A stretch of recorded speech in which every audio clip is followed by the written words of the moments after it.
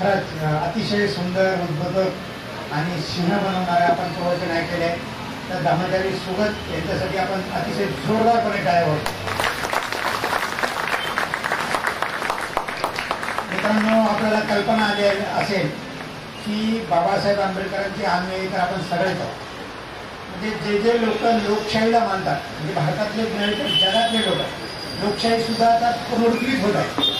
लोकशाहीला मानतात, लोकशाहीचं संरक्षण घेतात, कायद्याचं संरक्षण घेतात की बाबासाहेबांचे अनुयायी निश्चितच आहेत, लोकशाहीचे अनुयायी. पण आदरणीय धर्मचारी सुगत असे म्हणाले की तुम्ही धर्मवीर आहात, धर्मवीरांगना आहे. आणि धर्मवीर किंवा धर्मवीरांगना होणं हे काय सोपं काम नाही. जे जे लोक दीक्षाभूमीला गेले, दीक्षा घेतली, दीक्षा घेत आहेत आणि बाबासाहेबांचं काम आपल्या खांद्यावर घेत आहेत, ते खरे वीर आहेत. आणि ह्या वीरांच्यासाठीचा आजचा हा जो उत्सव होता, दीक्षा समारंभ होता, अतिशय सुंदर साधेचं समर्पक आणि उद्बोधक असं प्रवचन त्यांच्याकडून मिळालेलं आहे. खरोखरच आपण त्यांचं मनापासून धन्यवाद व्यक्त करतो. तर आपल्याला कल्पना आहे की आपण ह्या कार्यक्रमाचं जे मुख्य आकर्षण आहे ते आहे की आजच्या दीक्षा समारंभ. आणि आपल्याला प्रत्येकाला वाटतं की हो यस, मला सुद्धा बाबासाहेबांचा अनुयायी व्हायचं आहे. आणि आता अनुयायी होण्याच्या पेक्षा पुढची पाऊल म्हणजे धर्मवीर व्हायचं आहे, धर्मवीरांगना व्हायचं आहे. अशा धर्मवीर आणि वीरांगणाचा हा जो धर्मदीक्षेचा सोहळा आहे तो आता आपण पुढे नेणार आहोत. तर मी आपल्या ह्या केंद्राचे चेअरमॅन आदरणीय धर्मचारी ज्ञान दूत व धर्मचारी ज्ञान वज्र यांना अशी विनंती करतो की त्यांनी ह्या दीक्षाविधीच्या कार्यक्रमाला सुरुवात करावी. तर बंधू आणि भगिनींनो, सर्वांना मैत्रीपूर्ण जय भीम, जय भीम, जय भीम. आज आपण आपल्या कार्यक्रमाच्या दुसऱ्या टप्प्यामध्ये आपण आलेलो आहोत. आणि हा टप्पा म्हणजे यानंतर आपण जे 50 बंधू आणि भगिनी आहेत त्यातले काही आले नाही, मात्र त्या लोकांनी स्वइच्छेनं अशी विनंती केलेली आहे की आम्हाला ही बौद्ध धर्माची दीक्षा घ्यायची आहे. आणि त्याच्या प्रकारचं त्यांनी एक लिखित पत्र हे आमच्याकडे दिलेलं आहे. आणि त्या दृष्टीनं आपण यानंतर या दीक्षेचा समारंभ आपण सुरू करणार आहोत. तर काही सूचना आहेत आणि त्या आहेत की मी ज्या लोकांची नावं घेईन त्या लोकांनी 5-5च्या ग्रुपनं वर यायचं आहे. वर आल्यानंतर त्यांनी माझ्याकडनं फूल, मेणबत्ती आणि अगरबत्ती या पारंपरिक ज्या गोष्टी आहेत त्या घ्यायच्या आहेत आणि आपल्या आदर्शांना आपण अर्पण करायचे आहेत. प्रथम आपण फूल अर्पण करू, नंतर मेणबत्ती आणि नंतर अगरबत्ती अशा या 3 पारंपरिक गोष्टी आपण अर्पण करणार आहोत. तदनंतर आपण हे जे 5 बंधू किंवा भगिनी या ठिकाणी येतील, यांनी या ठिकाणी पंचांग प्रणाम करायचा आहे आणि पुन्हा आपल्या जागेवर बसायचं आहे. पुढच्या 5 लोकांची मी नावं घेईन, त्यांनी पुढे यायचं आहे आणि त्या प्रकारे आपण अर्पणविधी करायचा आहे. तर सर्वप्रथम पारस सतीश कांबळे हा पुढे येईल.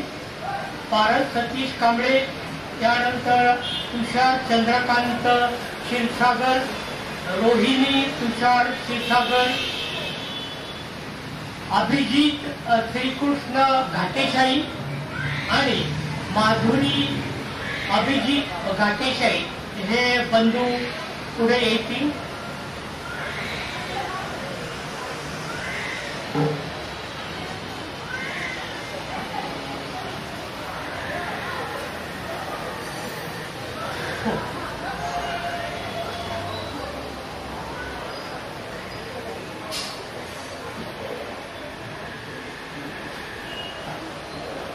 महेंद्र माने, त्याचप्रमाणे आकाश चंद्रकांत क्षीरसागर आणि श्वेता आकाश क्षीरसागर यांना मी पाचारण करतो.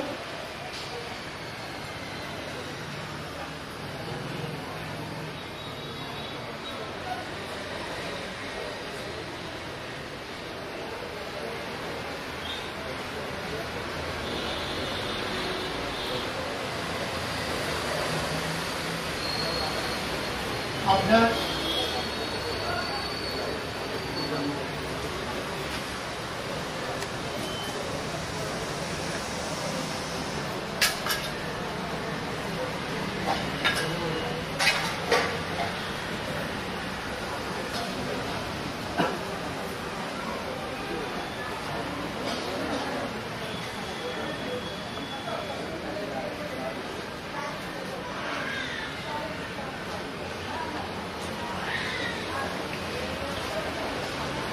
आपल्याला माहीत आहे की बौद्ध धर्मामध्ये फुलाला अतिशय महत्त्व दिले गेलेलं आहे. फूल हे अनैतिकतेचं प्रतीक आहे. जगामध्ये अशी कोणतीच गोष्ट नाही की जी नित्य आहे आणि त्यालाच भगवान बुद्धांनी फुलाच्या रूपातून, फूल हे आपण झाडावर ज्यावेळेस पाहतो त्यावेळेस ते अतिशय आकर्षक, मनमोहक आणि सुंदर असं आपल्याला दिसतं. काही दिवसानंतर दुसऱ्या दिवशी आपण पाहिलं की ते थोडंसं फूल जे आहे ते कोमजतं आणि नंतरच्या काही दिवसानंतर आपण त्या सुंदर फुलाचं रूपांतर उग्र वासामध्ये, उग्र असा वास त्याच्यामधून येतो आणि म्हणून आपण त्याला पुढच्या 2 दिवसानंतर आपण त्याला डस्टबिनमध्ये, कचऱ्याच्या पेटीमध्ये आपण टाकत असतो आणि आपण पाहतो की त्याची दुर्गंधी अशी सुटलेली असते. आणि ही गोष्ट भगवान बुद्धांनी ही अनित्यता जी आहे त्या त्यांच्या एका विशिष्ट अतिशय महत्वाच्या शिकवणीतून भगवान बुद्धांनी आपल्याला दिलेली आहे आणि त्यालाच आपण अनित्यता असं आपण म्हणत असतो.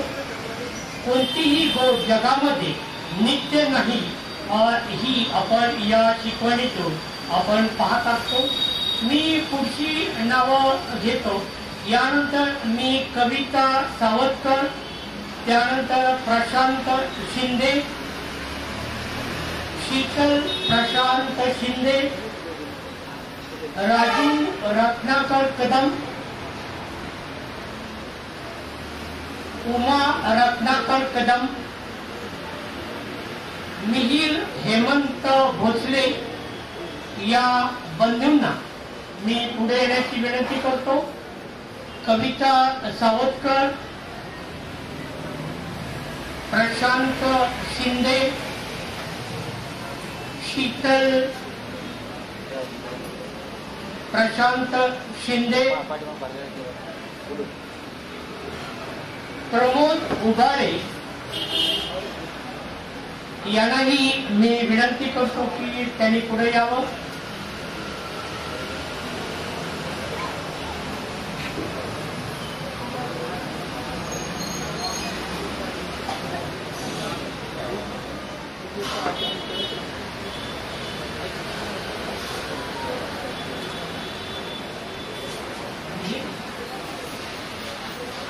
यानंतर मनोरमा हेमंत भोसले यांनाही मी वर येण्याची विनंती करतो.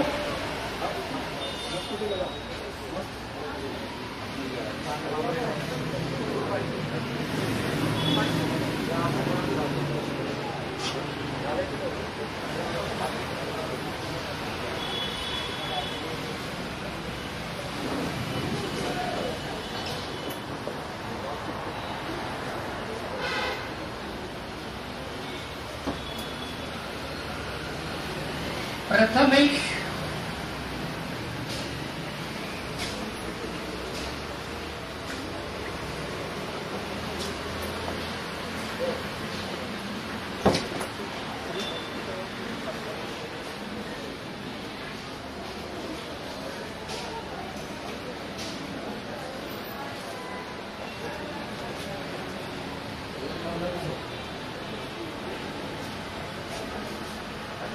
पुढे मी मीनाक्षी विनोद सरवदे,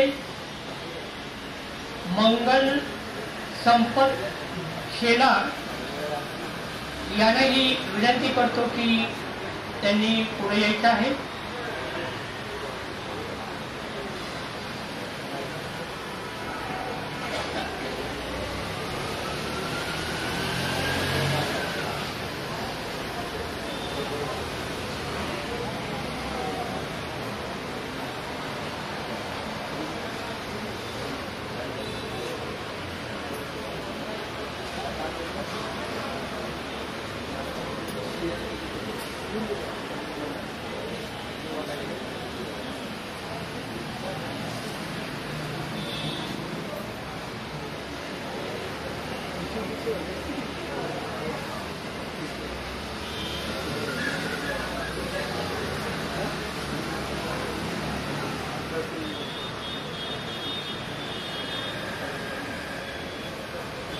बंधूंनो, आपल्याला माहित आहे की आपण जी दुसरी पारंपरिक गोष्ट आपण या ठिकाणी बंधूंनी केलेली आहे ती म्हणजे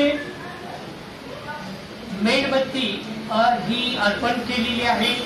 पहिली जी आपण गोष्ट पाहिली ती म्हणजे फूल या बंधूंनी अर्पण केलं आणि आपण पाहिलं की त्याला भगवान बुद्धांनी आणि ते त्याचं प्रतीक असं म्हटलेलं आहे.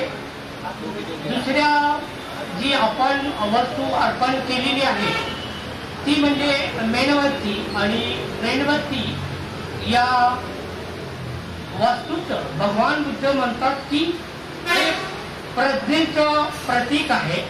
अतिशय उच्च प्रकारची भगवान बुद्धांची जी शिकवण आहे ती यातून आपल्याला सांगितलेली आहे.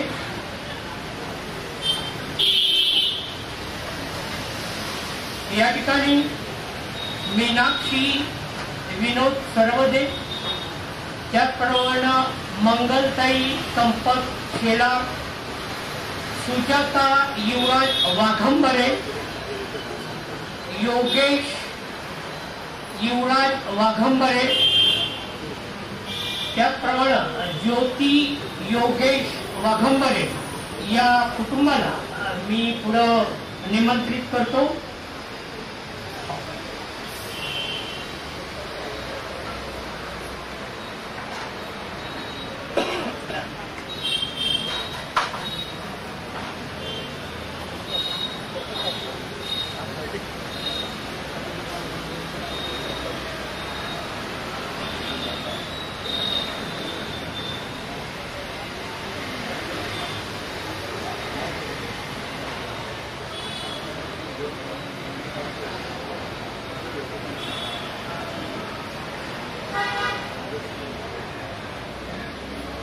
तर असं म्हणतात की प्रज्ञा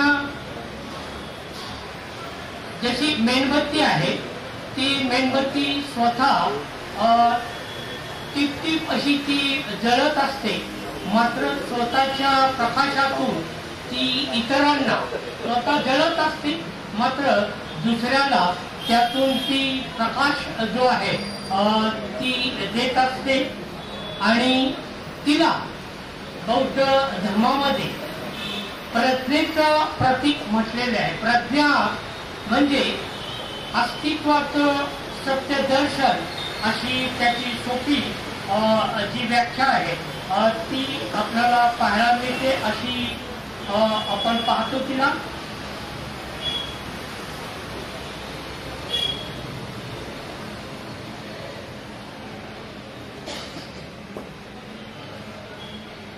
या ठिकाणी हे बंधू आणि भगिनी ते मनापासून आजपासून मी बौद्ध झाले असं ते मनामध्ये निश्चय करत आहेत. आपल्यासमोर ज्या ज्या बंधू आणि भगिनींनी ही अर्पण विधी जी आहे आपल्या आदर्शांच्या प्रती जी या 3 बाबी त्यांनी अर्पण केलेल्या आहेत त्या प्रत्येकाच्या चेहऱ्यावर आपणाला उत्साह, आनंद आणि हर्ष जो आहे तो आपल्याला दिसत आहे.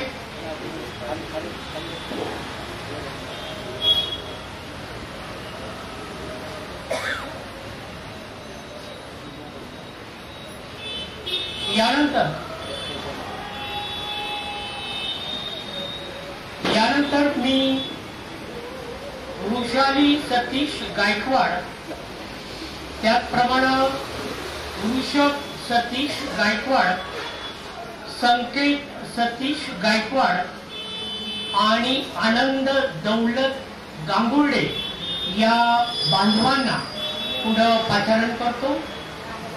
या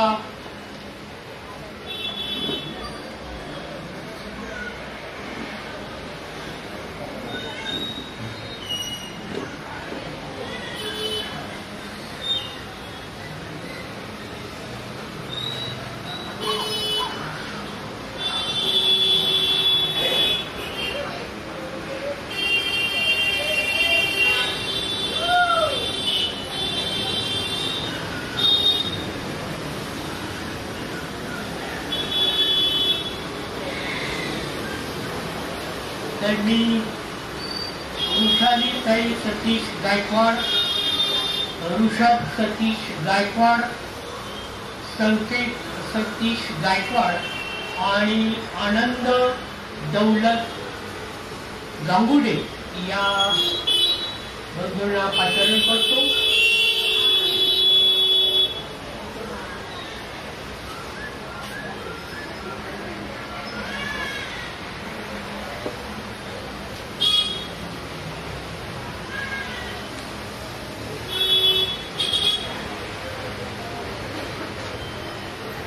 तर बंधू आणि भगिनींनो, यानंतर माझे बंधू ब्रह्मचारी ज्ञानवज्र यांना मी विनंती करतो की त्यांनी पुढच्या बांधवांच्या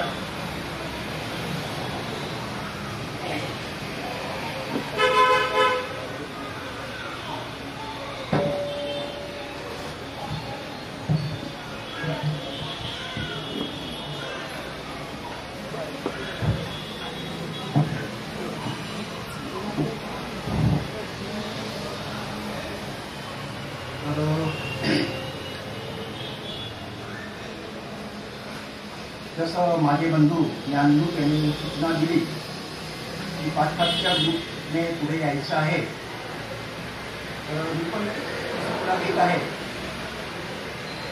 की ज्यांचे 5 जणांचे नावं घेणार ते पुढे येतील आणि इथं पुष्प, अगरबत्ती आणि मेणबत्ती आपल्या ज्या पारंपरिक वस्तू आहेत आपल्या आदर्शांना अर्पण करतील. तर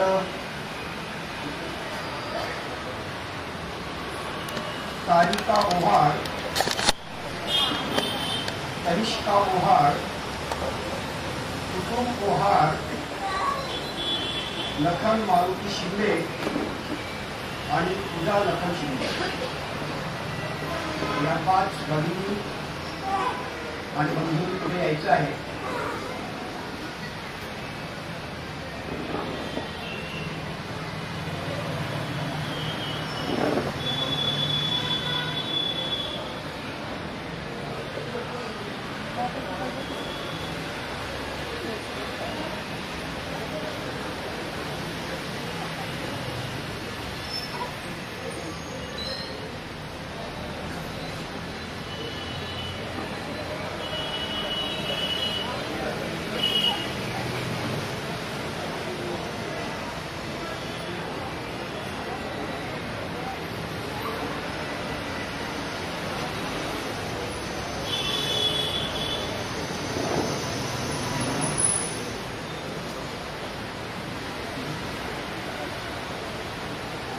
लक्ष्मण शिंदे आणि वंदना मारुती शिंदे. तर आपल्याला आपण बघत आहोत की पारंपरिक 3 वस्तू आपण अर्पण करत आहोत. त्यापैकी पुष्प आणि मेणबत्ती त्याच्याबद्दल आपण ऐकलेलं आहोत. त्याचं महत्त्व काय आहे?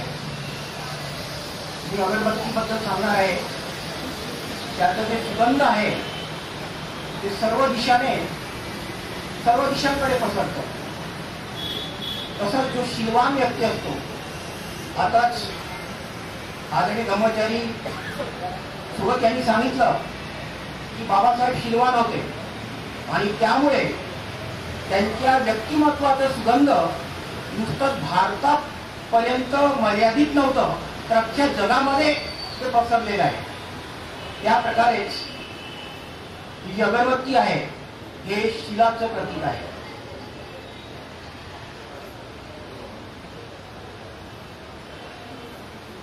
पुढचे जे 5 व्यक्ती आहेत, अशोक रत्नाकर कदम, सविता अशोक कदम, अभिषेक अशोक कदम आणि कोमल अतुल मोहिते.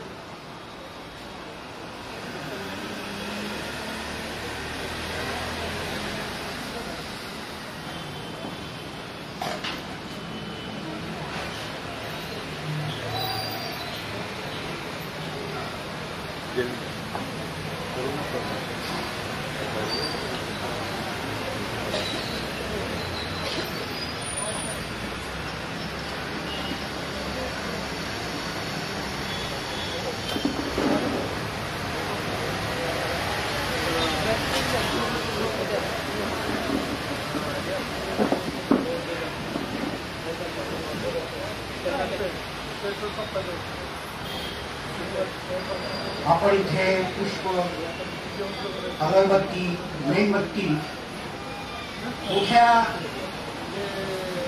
श्रद्धेनं आपण अर्पण करत आहोत आणि त्या पाठीमागचा जो उद्देश आहे तो देखील आपण लक्षात घेत आहोत. जसं पुष्प अनित्यतेचं प्रतीक आहे, मेणबत्ती हे प्रज्ञेचं, ज्ञानाचं प्रतीक आहे, अंधाराचा नाश करणारा आहे, अकुशलाचा नाश करणारा आहे. आणि मी आताच सांगितलं की अगरबत्ती हे शीलाचं प्रतीक आहे. चोहीकडे आपण जर शीलवान असलो, नीतिमान असलो तर आपण ह्या जगामध्ये एक चांगला बौद्ध व्यक्ती म्हणून जगू शकतो. आपली ओळखच या 3 गुणांनी आहे. आपण शीलवान असलो पाहिजे, आपण अकुशलावर मात केली पाहिजे, प्रज्ञावान असलो पाहिजे आणि आपल्या व्यक्तिमत्वाचं चोहीकडे सगळीकडे एक प्रकारे आपण धडकत असलो पाहिजे. आपण लोकांच्या स्तुतीमध्ये आलो पाहिजे. तर अशा प्रकारे आपलं जीवन आदर्शवत असलं पाहिजे.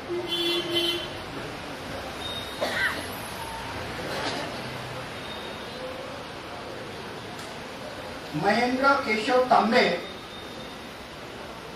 सुकेशिनी महेंद्र तांबे, समीक्षा महेंद्र तांबे आणि हर्ष महेंद्र तांबे.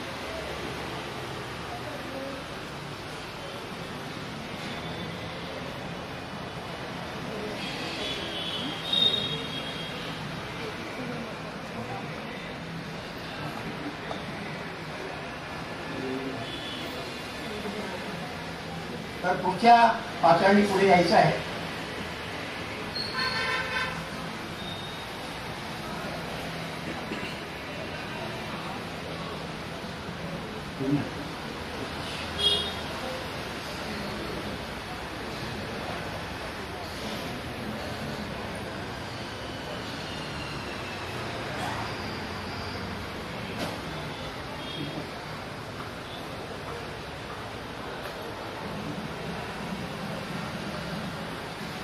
संस्कृती परशुराम भोसले, लक्ष्मी परशुराम भोसले.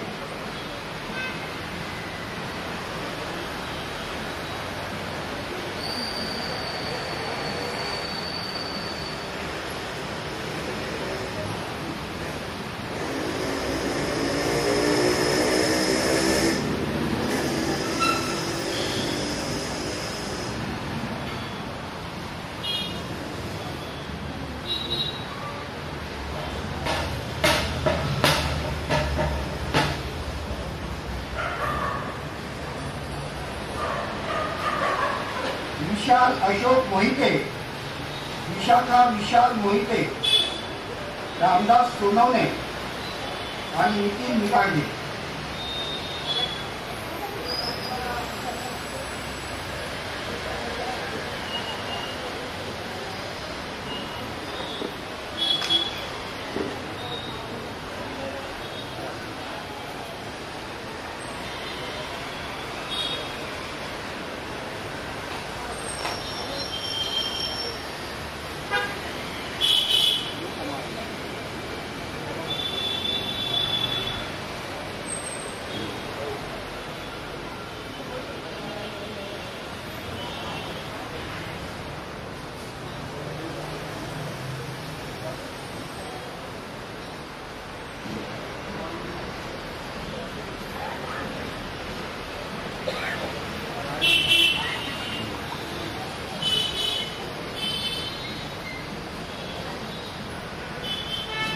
आपल्या बौद्ध संस्कृतीमध्ये ह्या ज्या 3 पारंपरिक वस्तू आहेत त्या खरोखरच खऱ्या श्रद्धेला अनुसरून आहेत. आपण अतिशय जाणीवपूर्वक ह्या 3 वस्तू आपल्या आदर्शांना अर्पित करत असतो.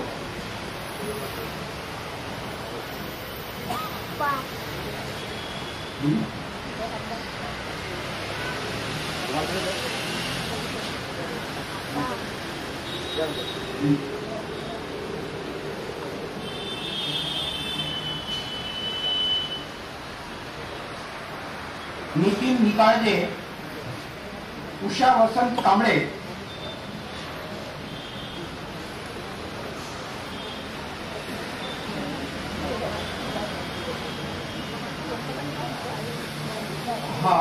दीक्षार्थी पैकी अजून कोणी ज्यांचे नाव इथं आले नसतील त्यांनी कृपया पुढे पण यावं. ज्यांची नावं आली नसतील त्यांनी पुढे यावं.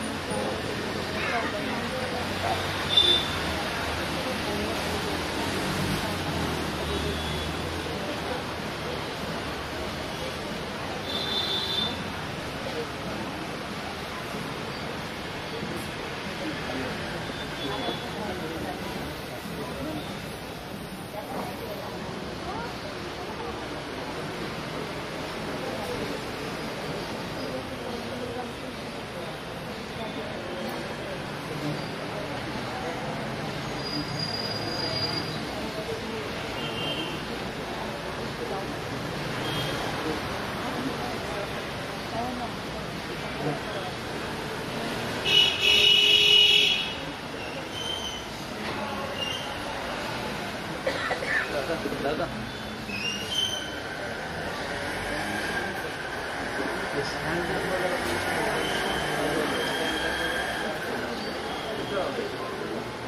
खाली त्याला स्टँड होतो आणि वरती ब्लॉक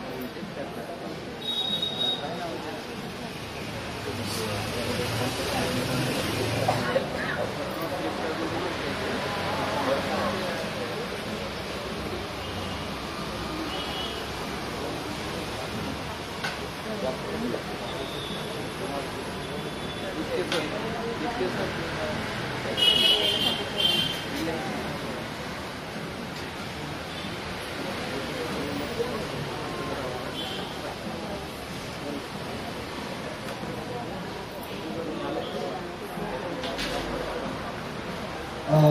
उषा वसंत कांबळे आणि गावंडे.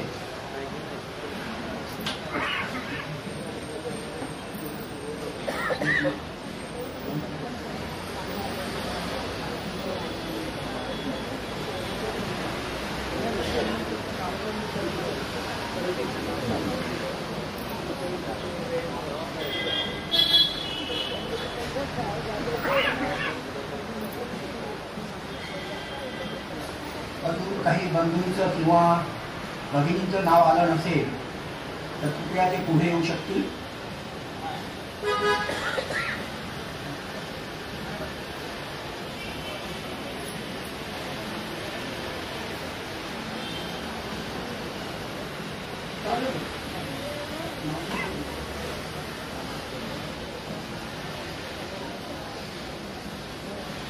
ब्रह्मा राजू कदम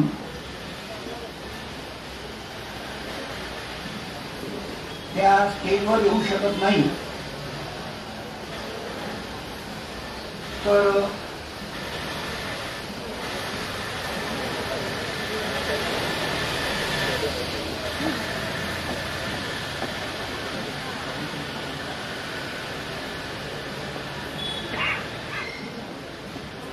मी गौतम कदम यांना त्या पारंपरिक वस्तू देतो आणि त्यांच्यातर्फे हे अर्पण करतील.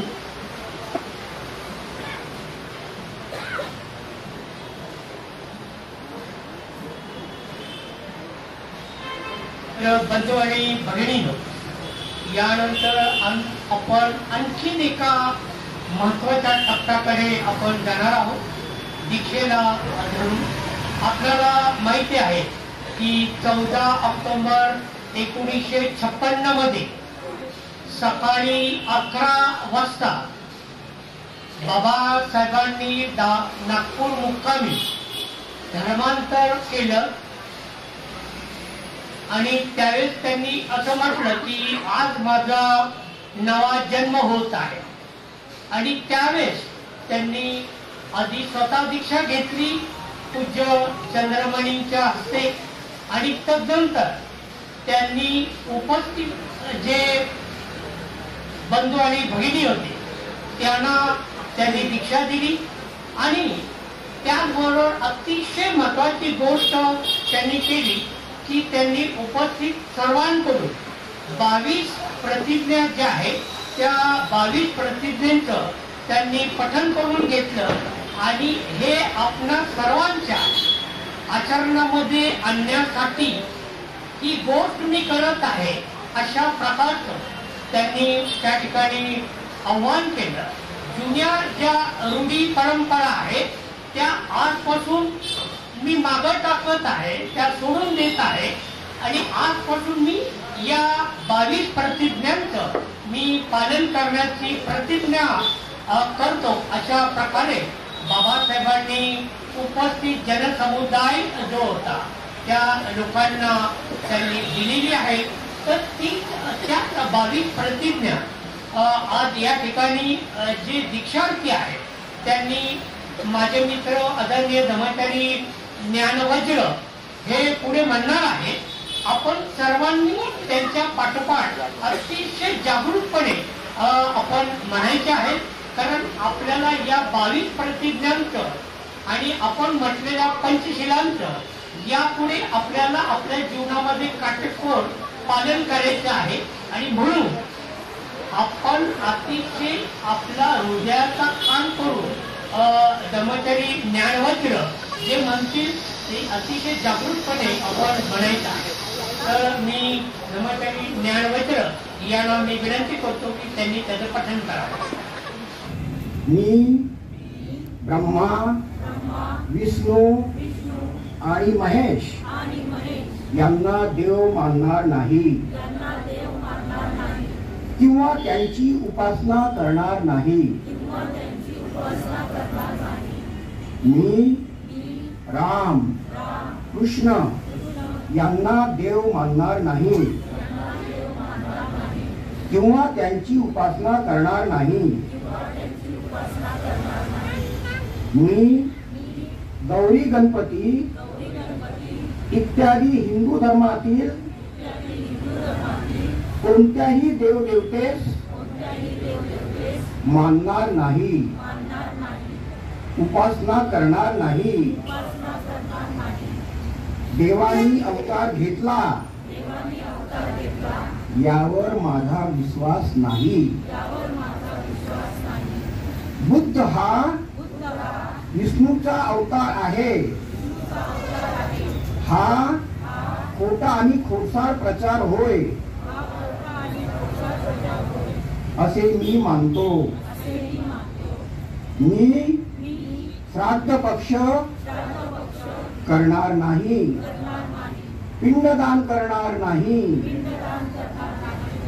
बौद्ध धम्माच्या विरुद्ध विसंगत असे कोणतेच आचार कर्म मी करणार नाही.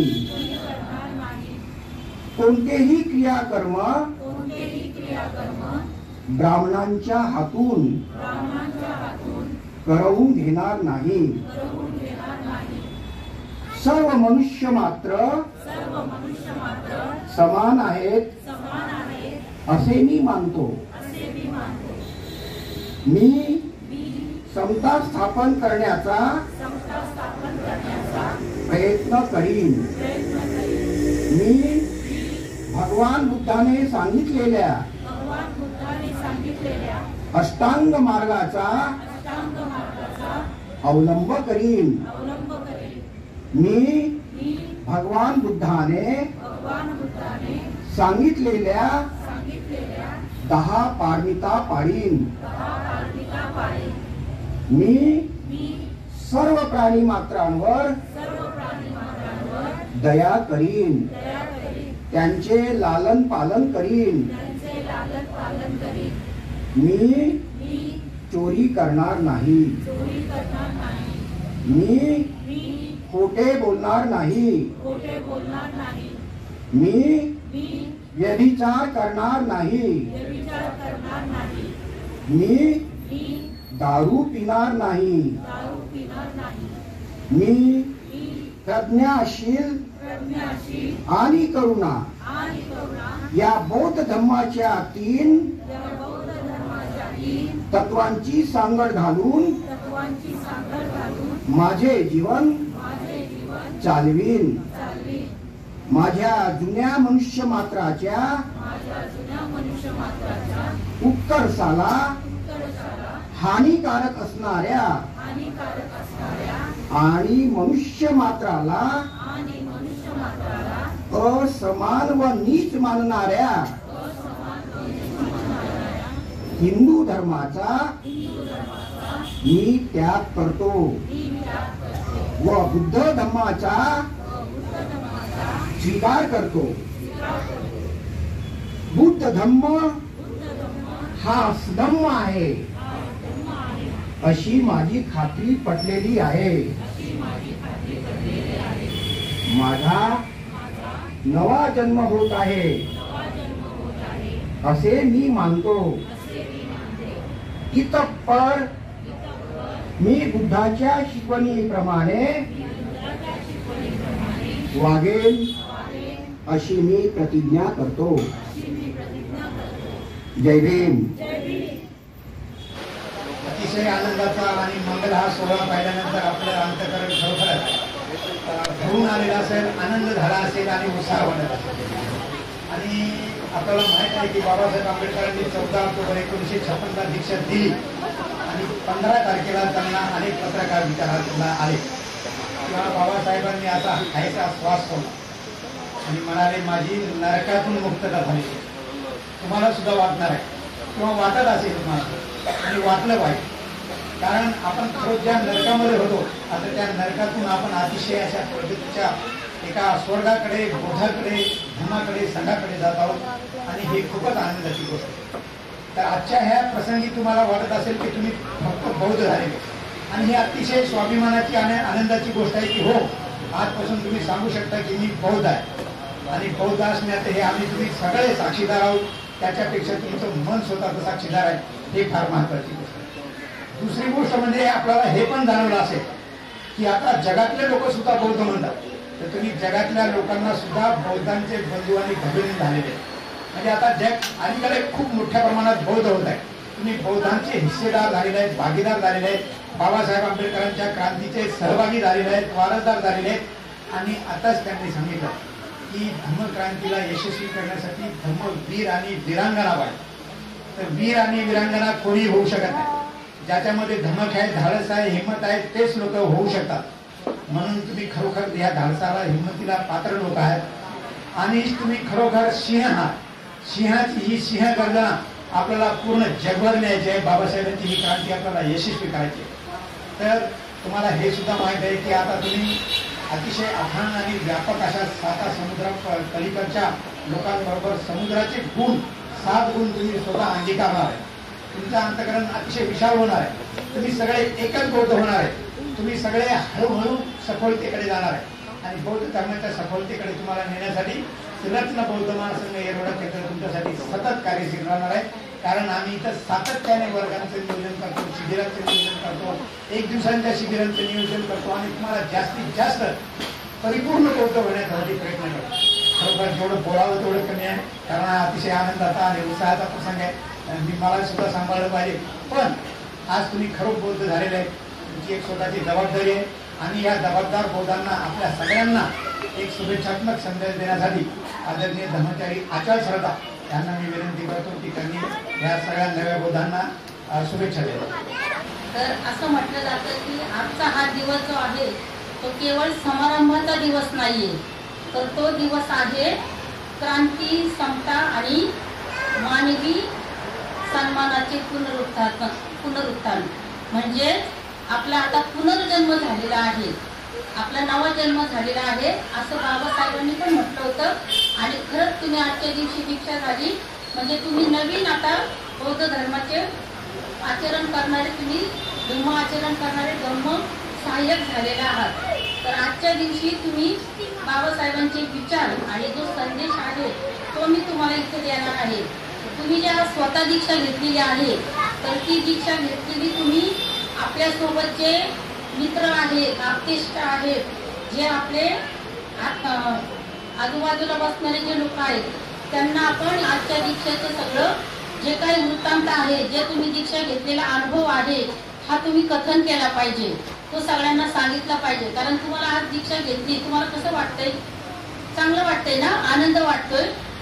तर तो आनंद तुम्ही नुसता तुमच्या पुरताच नाही ठेवायचा, तर तो तुम्ही सगळ्यांना शेअर करायचा आहे आणि सांगायचंय की आम्ही खूप आनंदी झालो आहोत आणि असं तुम्ही पुढच्या वेळेस दीक्षा घेऊ शकता.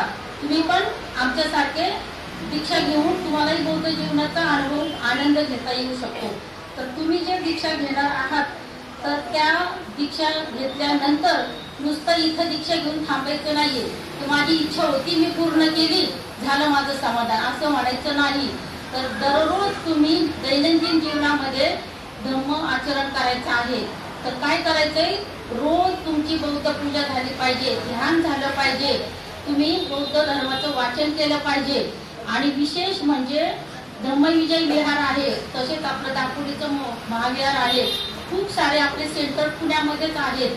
तर ज्याला ज्याला शक्य होईल ज्या ज्या ठिकाणी बौद्ध विहार असतील तिथं सगळ्यांनी जायचं आहे आणि तिथं सगळं जे धम्म आचरण करतात त्यांच्याकडून आपलं नवीन जे काही धम्म शिकायला मिळणार आहे ते शिकून घ्यायचं आहे. इथं सुद्धा धम्मविजय हा जनरल वर्ग होतात, त्या जनरल वर्गाला यायचं आहे. 1 दिवसाचं शिबिर असतं, तुम्ही नंतर मोठी मोठी शिबिरं करा, पण 1 दिवसाच्या शिबिराने सुद्धा तुम्ही सुरुवात करू शकता आणि एकमेकांसोबत धम्मचर्चा करू शकता. तर अशा पद्धतीने माझं एवढंच तुम्हाला संदेश म्हणता येईल. आणि ही जी शुभेच्छा मी देते ही तुमच्या भावी जीवनासाठी तुम्हाला खरंच उपयोगी पडणारी आहे. कारण तुम्ही बौद्ध झाला म्हणजे इथंच थांबायचं नाहीये, तर पुढे जाऊन तुम्हाला खूप काही कार्य करायचं आहे. बाबासाहेबांचं जे स्वप्न होतं ते पूर्ण करण्यासाठी आपल्याला पुढे जायचं आहे. आणि हे स्वप्न पूर्ण करायचं म्हणजे नुसतं शांत बसायचं नाहीये, तर सतत कार्यरत राहायचं आहे. माझं वय झालंय, मला खूप आळस आलाय, कंटाळा आलाय, कुठल्याही सबबी न सांगता सतत कार्य करत राहायचंय. आणि हे जे कार्य सतत आहे ते त्रिरत्न बौद्ध महासंघामध्ये सतत चालू असतं. प्रत्येक दिवस हा विहार उघडा असतो, फक्त रविवारीच नाही. तर प्रत्येक दिवशी विहारामध्ये काही ना काही वर्ग असतात, धम्मचारी असतात, धम्मचारिणी असतात. तर इथं यायचं आणि त्याचा आनंद घ्यायचा, त्याचा उपयोग करून घ्यायचा. तर आजच्या दिवशी हे सर्व नवदीक्षितांना मी खूप मनापासून शुभेच्छा देते आणि थांबते. जय भीम, नमो.